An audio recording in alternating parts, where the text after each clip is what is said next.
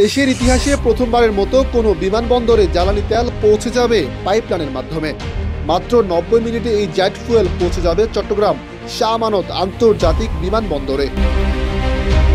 মঙ্গলবার পদ্মার প্রধান স্থাপনা থেকে বিমানবন্দর পর্যন্ত জেট ওয়ান পাইপলাইনের আনুষ্ঠানিক উদ্বোধন করেন জ্বালানি ও খনিজ সম্পদ মন্ত্রণালয়ের সচিব সাইফুল ইসলাম। এই সময় বক্তব্য তিনি এই পাইপলাইনের গুরুত্ব তুলে ধরেন। আজকাল কিন্তু বিশ্ব আরো এগিয়ে যাচ্ছে প্রযুক্তিগত দিক থেকে, শুধুমাত্র পাইপলাইন না, আপনারা দেখবেন যে উন্নত দেশগুলি আজকে শুরু করেছে জ্বালানি খাতের মধ্যে কৃত্রিম বুদ্ধিমত্তার ব্যবহার করা। সেই বিষয়গুলিকে আমাদের আনতে হবে।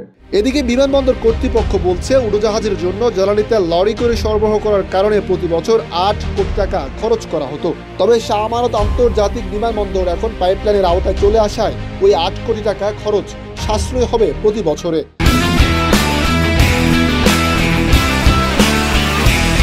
মাধ্যমে অর্থ বিমানবন্দরে অবতরণকারী উড়োজাহাজ সমূহে জেট ওয়ান জ্বালানি দ্রুততম সময়ে সরবরাহ নিশ্চিত করা সম্ভব হবে। জ্বালানি সরবরাহ ব্যবস্থাপনায় প্রথমবারের মতো পাইপলাইনের মাধ্যমে জেট ফুয়েল সরবরাহ শুরু হচ্ছে, যা নিঃসন্দেহে একটি যুগান্তকারী পদক্ষেপ। এই উদ্যোগের মাধ্যমে জাতীয় জ্বালানি নিরাপত্তা যেমন সুসংহত হবে, তেমনি বিমান বাহিনীর অপারেশনাল ক্ষমতাও অনেক গুণে বৃদ্ধি পাবে।